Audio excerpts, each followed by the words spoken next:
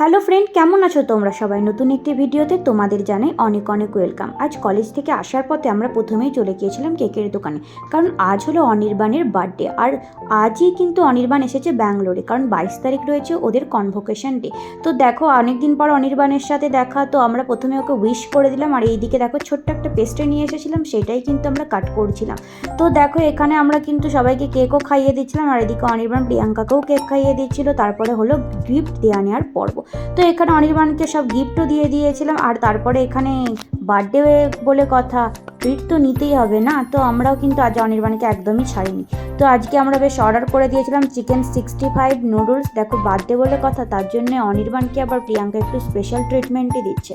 তো তারপরে অর্ডার করে দিয়েছিলাম বাটার নান, আর তোমার এদিকে ছিল বাটার চিকেন। তো বেশ ভালোভাবে খাওয়া দাওয়া করার পরে লাস্টে নিয়েছিলাম একটা ব্লুবেরি ড্রিঙ্ক। তো তোমরা জানিয়ে ভিডিওটা কেমন লাগলো। বাই।